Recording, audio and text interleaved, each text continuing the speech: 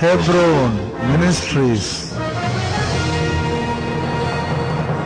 தேவனுடைய ஆலயத்திலும் தேவனுடைய திட்டத்திலும் எப்படி இருக்க வேண்டும்? மிக மிக கரிசனம் உள்ளவர்களாய் இருக்க வேண்டும், கவனம் செலுத்துவர்களாய் இருக்க வேண்டும் அப்படின்னு பார்த்தோம். ஜெரமியா 50:4 வாசிங்க. அந்நாட்களிலும் அக்காலத்திலும் இஸ்ரவேல் புத்திரர் வருவார்கள், அவர்களும் புத்திரரும் ஏகமாய் அழுது நடந்து வந்து தங்கள் தேவனாகிய கர்த்தரை தேடுவார் என்று கர்த்தர் சொல்லுகிறார். அவன் சொல்றான் பாருங்க, 70 வருஷம் அந்த அடிமைத்தனம் முடிஞ்ச உடனே கட்டாயமா நிச்சயமா என்ன பண்ணுவார்? பாபிலோன் தேசத்திலிருந்து இஸ்ரவேல் தேசத்திற்கு தேவன் கொண்டு வருவார். நீங்கள் நல்லா கவனிச்சிங்களா? இந்த 6000 வருஷங்கள் இந்த இஸ்ரவேல் தேசம் இருக்கிறது. ஆனால் இந்த 6000 வருஷத்தில் எகிப்து அந்த கிங்டம் போயிடுச்சு, பிறகு என்னது இந்த பாபிலோனிய கிங்டம் போயிடுச்சு, அப்புறம் அலெக்சாண்டர் கிரேட் கிங்டம் போயிடுச்சு, எல்லாம் போயிடுச்சு. இந்த ஒரு கிங்டம் மாத்திரம் இன்றும் நிலைவாயிருக்கிறது. அது அப்படியே நடக்குது. அதுக்கப்புறம் என்ன சொல்ற 5ஆம் வசனத்துல, மறக்கப்படாத நித்திய உடன்படிக்கையினால் நாம் கர்த்தரை சேர்ந்து கொள்வோம் வாருங்கள் என்று சீயோனுக்கு நேராய் முகங்களை திருப்பி சீயோனுக்கு போகிற வழி எதுவென்று கேட்டு விசாரிப்பார்கள். அப்போ அவங்க என்ன சொல்வாங்க? ஒரு நாள் வரும், அந்த பாபிலோன் தேசத்துல இருக்கவங்க எல்லாம் தன்னுடைய முகத்தை, சீயோன் என்ற இடம் இஸ்ரவேல் தேசத்துல மவுண்ட் சயோன் இருக்கு பார்த்தீங்களா? அப்போ அந்த மவுண்ட் சயோனுக்கு அவங்க முகத்தை திருப்பி நம்ம எல்லாம் அங்கே போவோம், கர்த்தரை சேர்ந்து கொள்வோம், ஆபிரகாம் ஈசாக்கு யாக்கோபு என்ற உடன்படிக்கையை நாம் நினைவு கூறுவோம் என்று அவர்கள் வருவார்கள் என்று அவன் சொல்கிறான். அதனால தான் அதுக்கு topic resting time is your wrestling time. Resting time is your wrestling time. தேவனோடு ஓய்ந்திருக்கும் நேரம், தேவனோடு போராடும் நேரம். அல்லேலூயா.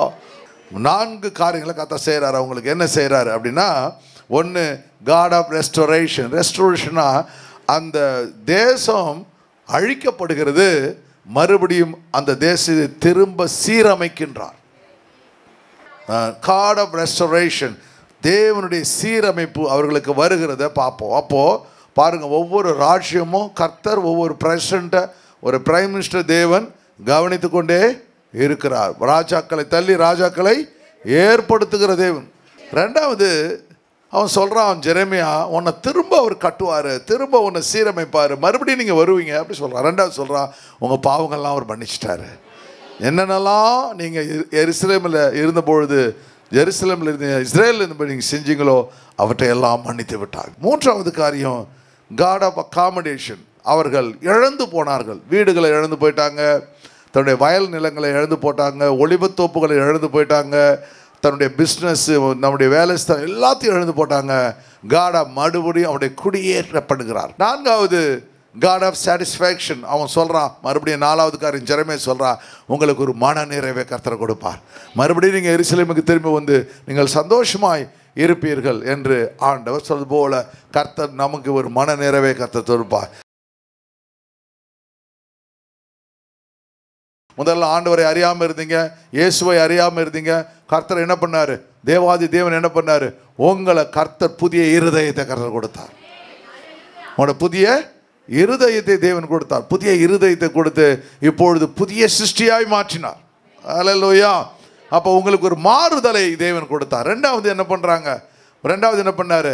தேவன் எப்படி புதுப்பிப்பார் அப்படின்னா, நீங்கள் எப்படி ஒரு துணி துவைக்கும் பொழுது இந்த சோப்பு டிட்டர்ஜென்ட் யூஸ் பண்ணுற அது போல் இந்த வேத வசனங்களை படிக்க படிக்க அது உங்களை சுத்திகரிக்கிறது. அல்லேலூயா. உங்கள் இருதயத்தை, உங்களுடைய மனசை எல்லாத்தையும் சுத்திகரி. 3வது என்ன பண்ணுது? ரிவைவ் அப்படின்னா உயிர்ப்பிக்கிறது. உயிர்ப்பிக்கிறது. எல்லா காரியங்களும் செத்த நிலையில் இது நடக்காது, முடிஞ்சு போச்சு அப்படி நடந்த காரியங்கள்லாம் கர்த்தர் மறுபடியும் உங்களை உயிர்ப்பிக்கின்றார். அல்லேலூயா. ரிவைவ்னா உயிர்ப்பிக்கிறது. ஆண்டவர் இயேசு மரித்தார், 3ஆம் நாள் உயிரோடு கூட எழுந்தார். மரித்தவரை இங்கே தேடுகிறீர்கள், அவர் உயிரோடு கூட எழுந்தார். அல்லேலூயா. அப்போ ஆண்டவர் அவர் கூட பேசுகிறார். நான் உங்ககிட்ட சொல்லையா, இயேசு ஆகிய நான் பாடுபடவும் மரித்து 3ஆம் நாள் உயிரோடு கூட இருப்பேன் உங்கள்கிட்ட சொல்லவில்லையா? நீங்கள் தான் என்னுடைய சாட்சிகளாக இருப்பீர்கள். உங்களை உயிர்ப்பிக்கும் பொழுது நீங்கள் என்ன செய்யணும்? தேவனுக்கு சாட்சிகளாய் மாற வேண்டும். அதில் மாற்றம் கொண்டு வரும்பொழுது தேவன், என்னுடைய தேவன் வல்லமுள்ள தேவன் அவங்க சொல்கிறாங்க. பார்த்தீங்களா?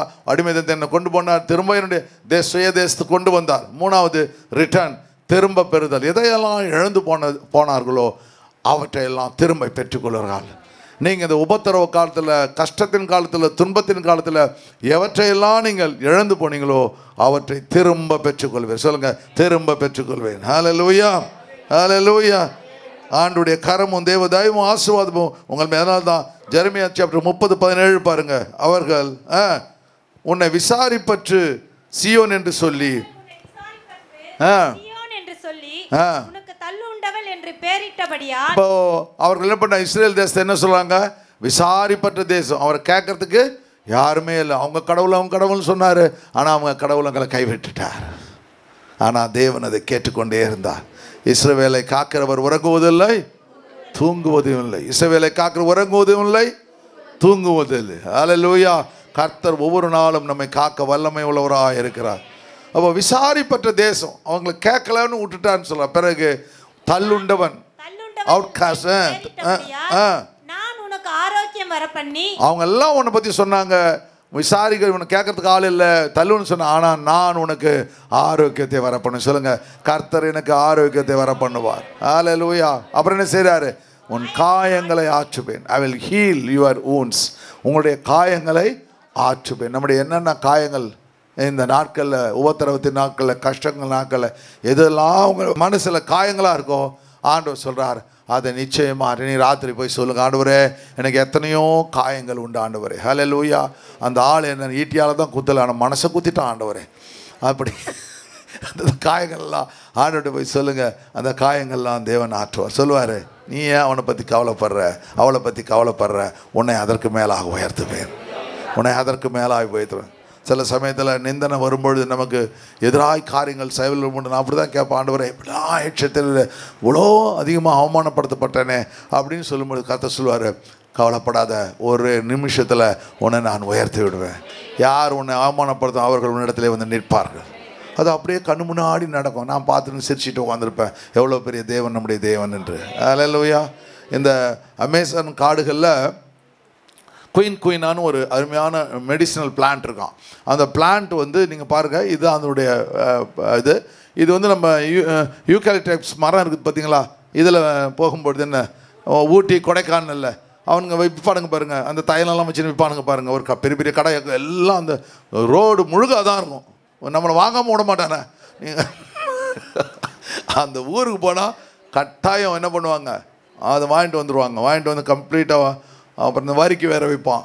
அது அடுத்த இதெல்லாம் வந்து போனோன்னு ஒரு பண்டில் கட்டின்னு வந்துடுவாங்க பாருங்கள். எங்கே போனாலும் போயிட்டு வந்து வாங்கிட்டு வந்தியான்னு கேட்பாங்க. இதில் வந்து நீங்கள் இதில் எண்ணெயை ஊற்றி கொஞ்சம் தைலம் போட்டுங்க, உடம்பு ஒளி போய் அது ஒடி இது பொடி அப்படின்னு விற்பானுங்க. அதே போல் இது மலேரியாவை போக்குன்னு சொல்லி அந்த அமேசான் கடை இது ரொம்ப ஸ்பெஷல். அந்த நாட்களில் வந்து இப்போ இருக்கிற மாதிரி மெடிசன்ஸ் கிடையாதுல்ல. அந்த நாட்களில் இதை போயிட்டு ஒரு பெரிய மெடிசனல் பிளான்ட்டாக அதை யூஸ் பண்ணுறாங்க. அந்த நாட்களில் ரொம்ப பவர்ஃபுல் மெடிசனல் பிளான்ட். ஆனால் ஒரு சில பேருக்கு தான் ஒத்துக்கும், ஒரு சில பேருக்கு ஒத்துக்காது. நான் இதை யோசித்து படிச்சுட்டு இருக்கும்போது என் மனசு சொன்னிச்சு, ஆனால் இயேசுன்னு ஒரு மருத்துவர் இருக்கிறாரு, எல்லா நோய்களையும் குணமாக்க அவர் ஆள் கூடும். ஹல்லேலூயா. நம்மை விடுதலையாக்குற ஒரு தேவன் உன்னோடு கூட இருக்கிறார். நம்ம மனசை மாற்றுறது மாத்திரமில்ல, நம்முடைய சரீரத்தில் காணப்படும் எல்லா வியாதிகளையும் குணமாக்க ஒரு வைத்தியர், மகா பெரிய வைத்தியர் எனக்கு இருக்கிறார். ஹல்லேலூயா. இந்த மெடிசினல் பிளான்ட்டை பார்க்கலாம். ஆண்டவர் இந்த வந்து தைலம்லாம் கொஞ்ச நாள் போட்டணும், திரும்ப அந்த வலி வந்துடும், மறுபடியும் போட்டுன்னு வாழ்க்கை. ஆனால் தேவன் உங்களை குணமாக்கினால் ஒருவரும் அதை தடுத்து நிறுத்த முடியாது. ஹல்லேலூயா.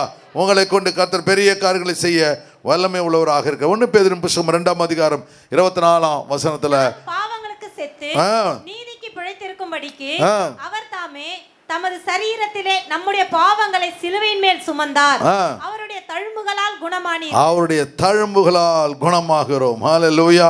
என்ன அருமையான, by stripes you are healed. நீர் அவருடைய தழும்புகளால் குணமாக. நம்மளுக்கு பாவத்தை எதுக்கு வந்து வியாதி வருதுன்னா, பாவங்கள் இருக்கும் பொழுது வியாதி வரும்னு வேதாகமும் சொல்கிறது. தவறுகள் செய்யும்போது பார்த்தீங்கன்னா நம்ம நாட்டில் எவ்வளோ பார்த்தீங்கன்னா 2 கடைக்கு ஒரு மெடிக்கல் ஷாப். நான் அடிக்கடி சொல்லுவோம் பாருங்க, இஸ்ரேல் தேசத்துக்கு போங்க, மெடிக்கல் ஷாப்பை கண்டுபிடிக்கிறதே பெரிய காரணம். எங்கெங்கோ சுற்றணும், மெடிக்கல் ஷாப்பு எங்கே இருக்குன்னு தெரியாது. அவன் சொல்கிறான், எங்களுக்கு அவ்வளோவா சீக்கிரத்தில் ஜுரம்லாம் வர்றதில்லை, அவ்வளோ என்ன பண்ணு வியாதி வர்றதில்லையே. எகிப்துக்கு வரப்பண்ண ஒரு வியாதி உனக்கு நான் வரப்பண்ணேன். ஆச்சரியமாக இருக்கும். எல்லா நாடுகள், நிறைய நாடுகளில் பார்க்கும்பொழுது அந்த மெடிக்கல் ஷாப் ரொம்ப கம்மியாக இருக்கும், டாக்டர்ஸ் ரொம்ப கம்மியாக இருக்கும். டாக்டர் வேணும் அப்பாயின்மெண்ட் ஃபிக்ஸ் பண்ணணும். அவ்வளோ காரியம். ஆனால் நம்ம ஊரில் பார்த்தீங்கன்னா தடுக்க வேண்டியதான் மெடிக்கல் ஷாப். ஒரு க்ரோசரி ஷாப் இருக்கும், ஒரு மெடிக்கல் ஷாப் இருக்கும், ஒரு மளிகை கடை, ஒரு இது மெடிக்கல் ஷாப் இருக்கும். பார்த்து எங்கே பார்த்தாலும். ஏன்னா அந்த அளவுக்கு வியாதிகள் நம்முடைய பணத்தை எல்லாம் என்ன பண்ண, பாதி காசு அவன் சுரண்டிட்டு போயிடுறான். ஆனால் ஆண்டவர் சொல்கிறாரு, என் தழும்புகள் உன்னை குணமாக்கும். ஹல்லேலூயா. அப்போ அதை நாம் ஜெபிக்கும் பொழுது நம்முடைய சுகவீனங்களை மாற்றுகிற ஒரு தேவன் நம்மோடு கூட இருக்கிறார். ஏனென்றால் அவர் நம்முடைய பாவங்களுக்காக சிலுவையிலே மரித்தார். உலகத்தில் யாரும் நமக்காக மரிக்கல, இயேசு ஒருவர் மரி. சொல்லுங்க, எனக்காக மரித்த இயேசு என்னோடு கூட இருக்கிறார். 25 பாருங்க. சிதறுண்ட ஆடுகளை போல போல் இருந்தீர்கள், இப்பொழுதோ ஆத்துமாக்களுக்கு மேய்ப்பரும் கண்காணியுமானவரிடத்தில் திரும்பப்பட்டிருக்கிறீர்கள். இந்த இஸ்ரவேல் ஜனங்கள் எகிப்து தேசத்தில் போயிட்டு அவர்களை மறந்து போயிட்டாங்க. இப்போ அவங்களுக்கு ஆத்துமாக்களுக்கு ஒரு பெரிய திருப்தி வந்து போச்சு. கர்த்தரிடத்திலே திரும்பி போவோம் வாருங்கள். ஹல்லேலூயா. அப்போ ரெஸ்டோரேஷன் ஆண்டவர் அங்கே கொடுத்து வர்றார். 2வது காரியம் வாசிங்க, ஜெரமியா 50:6 வாசிங்க. மன்னிக்கிற தேவன். என் ஜனங்கள் காணாமல் போன ஆடுகள். எப்போ இஸ்ரவேல் தேசத்துக்கு எகிப்து தேசத்துக்கு அவர்கள் போய் விடுகிறார்கள், காணாமல் போன ஆடுகள். ஏன் காணாமல் போனாங்க அப்படின்னா, அவருடைய மேய்ப்பர்கள் அவர்களை சிதற பண்ணி பர்வதங்களில் அலைய விட்டார்கள். ஒரு மலையிலிருந்து மறுமலைக்கு போனார்கள். தங்கள் தொழுவத்தை மறந்து விட்டார். அந்த நாட்களில் அவர்களுக்கு ஒரு சினகாக இருக்கும் பாருங்க. அந்த நாட்களில் சினகாக இருக்கும், ஆலயம் இருக்கும். அந்த ஆலயத்தில் வந்து நல்ல மேய்ப்பர்கள், அதாவது ப்ரீஸ்ட்டு, ஹை ப்ரீஸ்ட்லாம் இருப்பாங்க. அவர்கள் வந்து என்ன பண்ணாங்க, தன்னுடைய மந்தை ஆடுகளை சரியாக அவர்கள் கவனிக்கவில்லை. அவர்களும் பார்த்தீங்களா, பொறா கடை வச்சுருக்கிறான், இல்லை எல்லா கடையும் உள்ளே வச்சுருக்கான். சர்ச்சுக்குள்ளே எல்லாம் கடை வச்சுருக்கான் பார்த்தீங்களா, அந்த கடை இந்த கடை எல்லாம் காசு கடையெல்லாம் வந்திருக்கான். எக்ஸ்சேஞ்செலாம் இருக்குது, பேங்க்லாம் உள்ளே வச்சுருக்கான் பாருங்க. அதெல்லாம் வந்து வாடகைக்கு விட்டு சம்பாதிக்கும். அதனால தான் தேவனை அவற்றையெல்லாம் கவுத்து போடுறாரு. அப்போது என்னுடைய ஸ்தலத்தை வியாபார ஸ்தலம்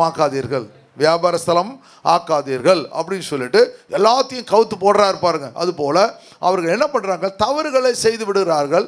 எந்த காரியங்களை போதிக்க வேண்டுமோ அந்த காரியங்களை போதிப்பதில்லை. போன செவ்வாய்க்கிழமை நாங்கள் என்ன பண்ணோம், இந்த வர்ஷிப் லீடர்ஸ் எல்லாம் பார்த்து நாங்கள் வீடியோவில் போட்டு காமிச்சிட்டு இருந்தோம். நாங்கள் பார்த்தா ஒருத்தவங்க கம்மல் போட்டுன்னு வர்ஷிப் பண்ணுறான், எல்லாத்தையும் பயங்கரமான சினிமா பாட்டு, கம்ப்ளீட்டாக சினிமா பாட்டு அப்படியே பாடுறான். நடுவில் இயேசுன்னு போட்டுக்கிறான். அது இந்த பழைய பாட்டெல்லாம் இந்த ஃப்யூச்சர் இப்போ இருக்கிற ஜென்ரேஷனுக்கு தெரியாதுல்ல. பழைய பண்ணி டக்குன்னு பழைய பாட்டுக்கு போயிட்டு இப்போ மனசு அந்த பழைய பாட்டு இப்போ அவனுக்கு தெரியாது, அந்த டியூன் தெரியாதுல்ல. பழைய டியூன் இவனுக்கு தெரியும். அதை கட்டும் பிடிச்சி அந்த டியூனை இதில் போட்டு ஏசுன்னு போட்டுக்கிட்டால் பாட்டு ஹிட் ஆகிடுது. அப்படி இப்போ என்ன பண்ணுறாங்க, அந்த மேய்ப்பர்கள் லீடர்ஸ் வந்து சரியாய் நடத்த வேண்டும். என்ன வேண்டும்? சரியாய் நடத்த வேண்டும். கர்த்தர் உங்களுக்கு கொடுத்த தலைமைத்துவத்தில் நம்மை அவர்கள் சரியாய் நடத்த வேண்டும். ஹல்லேலூயா. நல்ல காரியங்களை போதிக்க வேண்டும், ஆண்டவருடைய திட்டங்கள். அப்போது அதனால் என்ன பண்ணுறாங்க, மக்கள் சிதறடிக்கப்படுகிறார்கள். ஒரு சாட்டிஸ்ஃபேக்ஷனில் ஒரு சர்ச்சிலேருந்து ஒரு மலையிலேருந்து இன்னொரு மலைக்கு போகிறாங்க, இன்னொரு மலையிலேருந்து இன்னொரு மலைக்கு போனாங்க. கடைசியில் சொந்த தொழுவத்தை மறந்து, தொழுவம்னா தேவனுடைய சபை, ஹல்லேலூயா, தொழுவத்தை மறந்து போகிறார்கள். சரி, அடுத்து வாசிங்க 7ஆம் வசனம். அவர்களை கண்டுபிடித்து, எப்படா இது எங்கேயோ பார்த்த மாதிரி இருக்குது இதை அப்படின்னு சொல்கிறாங்க. எனக்கு 5 அந்த கதை, எனக்கு 5 போதகர் வந்து இவரும் எனக்கு போதகர் இல்லை, அந்த கதை. நான் அங்கே தான் இருந்தேன், இப்போ அங்கே போகிறதில்ல, நான் இப்போ வந்துட்டுருக்கேன். நான் இங்கே வந்துட்டுருக்கேன், இன்றைக்கி வந்துட்டுருக்கேன், நாளைக்கு எங்கே போவோன்னு தெரியாது. நான் ஒரு கப்பல் ஓட்டும் தமிழன், எங்கே வேணாலும் இந்த ஷிப்பு போவோம். இன்றைக்கி விசாகப்பட்டினத்தில் இருக்கோம், நாளைக்கு மும்பைக்கு போவோம், நாளைக்கு துபாய் போயிடுவேன் அப்படின்னு சொல்லி அப்படி ஒரு கூட்டம். அப்போ அவனு சொல்லலாம். ஆனால் அவங்க என்ன சொல்கிறாங்கன்னா, அவர்களை கண்டுபிடித்தவர்கள் இது இஸ்ரவேல் தேசத்தோட மகனாச்சு, இவன் யூதனாச்சு, இவங்க அங்கே இருக்க வேண்டும். கண்டுபிடித்தவர்கள் எல்லோரும் அவர்களை பட்சித்தார். இவன் நினச்சா அவன் அடைக்கலம் கொடுப்பான்னு, அவன் சொல்கிறான் இல்லை, அவர்கள் டிவோர்டுனா பட்சித்தார்கள். ஹல்லேலூயா. எத்தனை நாள் என்கிட்ட இருக்கணும் அத்தனை நாள் வரலையும் நாம் வந்து யூஸ் பண்ணிக்கலாம் அப்படின்னு பட்சிக்கிறாங்க. அவர்கள் சத்துருக்கள், நாங்கள் வச்சுக்கலாம். ஆண்டவர் எங்க திட்ட போறாருன்னு எங்க மேல குற்றம் இல்லை ஆண்டவர். அவங்களாம் வந்தாங்க. அவர்கள் நீதியின் வாசஸ்தலத்திலே கர்த்தருக்கு விரோதமாக தங்கள் பிதாக்கள் நம்பின கர்த்தருக்கு விரோதமாகவே பாவம் செய்தார்கள் என்றார். பத்தி அவன் சொல்றான் பாருங்களா, தாங்கள் நம்பின தேவனுக்கு அவர்கள் துரோகம் செய்தார்கள். அவங்களுக்கு தெரியுது, புறஜாதிக்கு தெரியுது. அப்போ நமக்கு அது தெரிய வேண்டும், நம்ம என்ன செய்யணும், தவறுகள் செய்ய வேண்டும் என்று தெரிய வேண்டும் அப்படின்னு அழகாக அதில் சொல்லித் தருகிறத பார்க்க முடிகிறது. பரிசுத்த ஆவியானுடைய இரக்கமும் தேவனுடைய தயவும். அப்போது அந்த ஆடுகள் என்ன பண்ணுறோம், அந்த மேய்ப்பர்கள் எப்படி இருக்க வேண்டும், கரிசனை உள்ளவர்களாக இருக்க வேண்டும். எப்படி இருக்க வேண்டும்?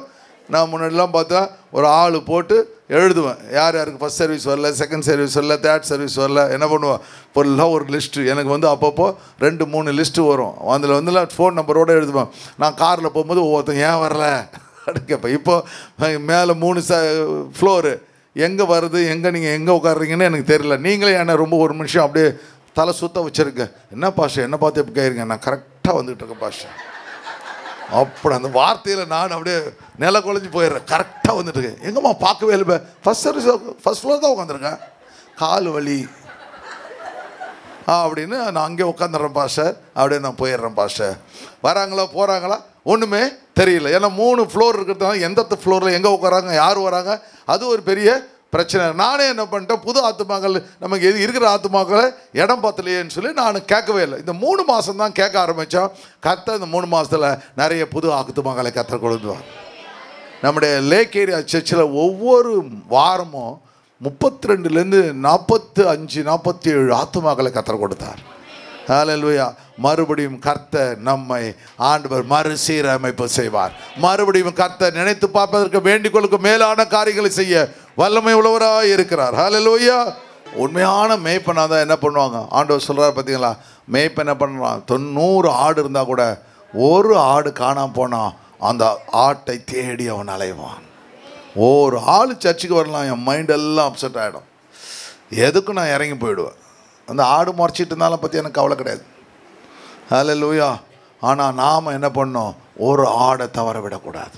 அந்த ஆடு கிடைச்சவொன்னே அந்த மேய்ப்பன் என்ன பண்ணுறான், தான் தோளின் மேலே போட்டு இல்லையா அயலார்த்தையோ இந்த ஆடு கிடைச்சி சந்தோஷப்படுவான் அல்லவா அப்படின்னு சொல்ல. ஒரு 100 நீதிமான்களை பார்க்கலும் ஒரு நீதிமான்கள் மேலே கர்த்தர் கவனமாக இருக்கிறார். ஹல்லேலூயா. ஒரு ஆள் மேலே கர்த்தர் கவனமாக இருக்கு. அப்போது ஆண்டவர் என்ன பண்ணும், ஆடுகள் சிந்திக்க வேண்டும், ஆண்டவரே நான் வழி தப்பி போயிட்டா அவர்கள் என்னை பட்சிப்பார்களே, அவர்கள் பட்சித்து போட்டார்கள் வருது பாருங்கள். அப்போது நாம் தேவனுடைய திட்டத்தை மறக்கும் பொழுது நாம் சிக்கலுக்குள்ளே மறுபடியும் பட்சித்து போடுறது என்ன அர்த்தம், அந்த சிங்கமோ புளியோ ஒரு ஆட்டு மந்த மேய்ப்பனோடு இருக்கும்பொழுது சிங்கம் அவளுக்கு குயிக்காக வராது இல்லையா, அவன் பாதுகாத்துக்கொள்வான்னு தெரியும். ஆனால் ஆடு தனியாக போகும்பொழுது அதை மாற்றிக்கொள்ளும். இங்கே வாசிங்க உன்னத பாட்டின் புஸ்தகம் வாசி. நாத்தும நேசரே இப்போ தப்பி போன ஆடு கேட்குது, தப்பி போன ஆடு இப்போ வழி விட்டுடுச்சு, எங்கே போனது மந்தை எங்கே போச்சுன்னு தெரியல. நம்மகிட்ட கூட கேட்கும், அந்த ஆடு கேட்கும், பாஸ்டர் இப்போ எங்கே பாஸ்டர் சர்ச்சு நடத்துகிறீங்க, எங்கே பாஸ்டர் சர்ச்சு நடத்துகிறீங்க. நிறைய நாள் வராதவங்க என்ன கேட்பாங்க, எங்கே நடத்துகிறீங்க அப்படின்னு கேட்பாங்க பாருங்கள். அது போல் அந்த அவங்க கேட்குறாங்க, ஆத்துமனேசரே மந்தையை எங்கே மேய்த்து அதை மத்தியானத்தில் எங்கே மடக்குகிறேன்னு அர்த்தம், எந்த இடத்துல மேய்க்கிறீரா, ஒன்று சேர்க்கிற. பரவாயில்ல, கொஞ்சம் கிட்ட வந்துட்டேன். அப்புறம் என்ன கொஞ்சம் நல்லா ரெஸ்ட், வெரி குட், ரெஸ்ட் எடுக்கிறது.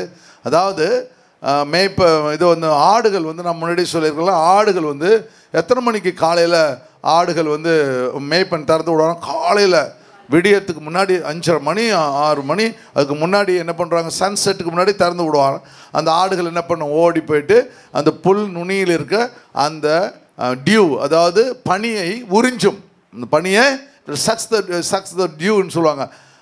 அந்த it will suck the dew, அந்த டியூ அந்த உறிஞ்சும். அதுதான் அது என்ன நினைக்குமோ அந்த ஆடுகள், இது வானத்திலிருந்து பெய்கிற ஒன்று, இது கர்த்தரால் அனுப்பப்படுகிறது. ஹல்லேலூயா. நீரோடையெல்லாம் வர்றதுலாம் அது வந்து அந்த அந்த தண்ணி வந்து அதை பார்க்கலாம், இது ரொம்ப கர்த்தர் கொடுத்தது, இன்றைக்கு அது ஃப்ரெஷ்ஷாக இருக்குது அப்படின்னு சொல்லி அந்த காரியங்களை அது செய்யுமா. பிறகு ஆடுகள் பாய்சன் எது அந்த இதை நீங்கள் தழையை தின்னுக்கிட்டே போவோம், ஒரு தழையில் பாய்சன் இருந்தால் அந்த பாய்சனுடைய இலையை அது தின்னாது. எவ்வளோ பெரிய பாருங்க, டாக்டரால் கூட கண்டுபிடிக்க முடியாது இல்லையா, டாக்டரால் கூட கண்டுபிடிக்கும். இந்த ஆடுகளுக்கு அந்த ஞானம், அதுக்கப்புறம் நமக்கு ஞானத்தை தேவன் கொடுத்திருக்கிறார். நிறைய காரியங்கள் ஆடுகளை குறித்து நான் ஒரு முறை சொல்லியிருக்கிறேன். அது போல் அநேக காரியங்களை தேவன் கொடுத்துருக்கப்போ இந்த ஆடுகள் என்ன பண்ணும், அவன் சொல்கிறான். அப்போ எங்கே நீங்கள் அந்த மத்தியானம், அப்போ அது என்ன பண்ணாங்க, காலையிலேருந்து அந்த ஆடுகள் மேய்ந்துக்கிட்டே இருக்கும். அப்போ இந்த மேய்ப்பனும் காலையில் அந்த ஆடுகளுக்கு முன்னாடி போவான், ஆடுகள் பின்னாடி வரும். அப்புறம் மதியானம் ஆகும்பொழுது மேய்ப்பனுக்கு கொஞ்சம் ரெஸ்ட் வேணும்ல.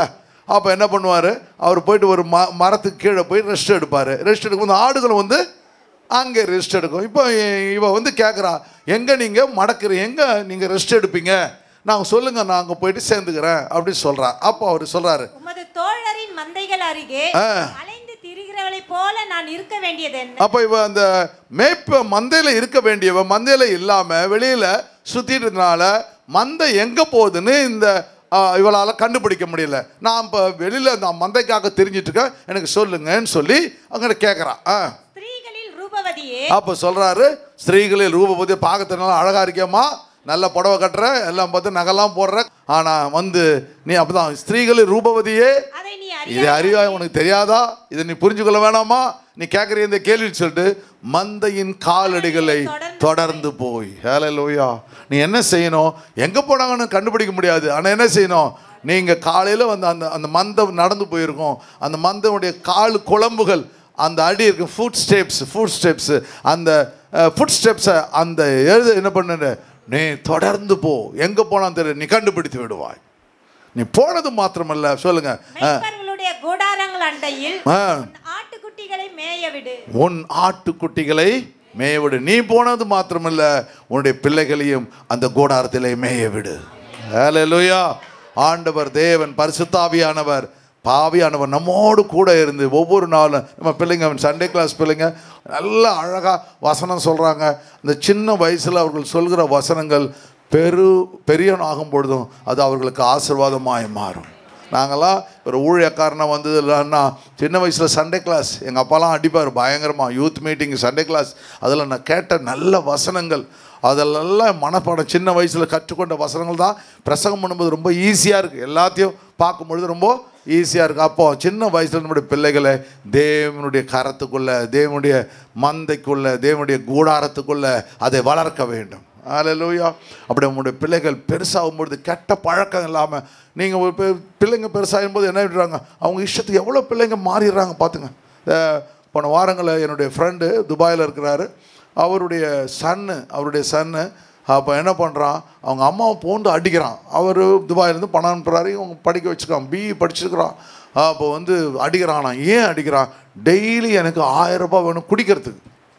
பிஇ படித்த பையன் அடித்து பயங்கரமாக எங்கே போன அடிக்கிறான், அவர் அழறாரு. அப்படியே அவனை டிசிப்ளின் பண்ண எப்படின்னு தெரில, நீ அவனுக்காக ஜாம் பண்ணு அப்படின்னு என்கிட்ட சொல்கிறாரு. அப்போ தான் நினச்சிக்கிட்டேன், நம்ம அப்பாலாம் நல்ல அப்பா, நம்ம அப்பாலாம் சண்டே கிளாஸில் நம்ம சின்ன வயசில் நம்மளும் இப்படி தான் ஒன்றும் இல்லாமல் போயிருப்போம். கர்த்தர் கிருபையில் கர்த்தர் நம்மை பாதுகாத்து கொண்டார். ஹல்லேலூயா. தேவன் கொடுத்த பெரிய ஸ்லாக்கியம் நீங்கள் இயேசுவை ஏற்றுக்கொண்டது. உங்களோட பிள்ளைகளை கர்த்தர் பாதுகாத்து கொண்டார், உங்கள் குடும்பத்தை தேவன் பாதுகாத்து கொண்டார், எதிர்காலத்தை கர்த்தர் தன் கரங்களிலே வைத்திருக்கிறார். ஹல்லேலூயா. இன்னைக்கு 2 காரியங்களை கர்த்தர் நமக்கு கற்றுக் கொடுத்தார். ஒன்று ரெஸ்டோரேஷன், உங்கள் குடும்பத்தையும் உங்களுடைய எதிர்காலத்தையும் கர்த்தர் மறு சீரமைப்பு செய்ய போகிறார். ஹல்லேலூயா. God is going to restore you. உங்களை கர்த்தர் மறுபடியும் சீரமைப்பு செய்ய போகிறார். 2வது, கர்த்தர் நம்முடைய பாவங்களை எல்லாம் மன்னித்து விட்டார். இதை ஜெரமியா ரொம்ப அழகா அந்த மக்களுக்கு சொல்லி அவர்களை என்கரேஜ் பண்ணுற அருமையான சப்ஜெக்ட். அடுத்த வாரங்களில் மீதி 2 காரியங்களை பார்ப்போம். கர்த்தர் நம்மை ஆசீர்வதிப்பார்.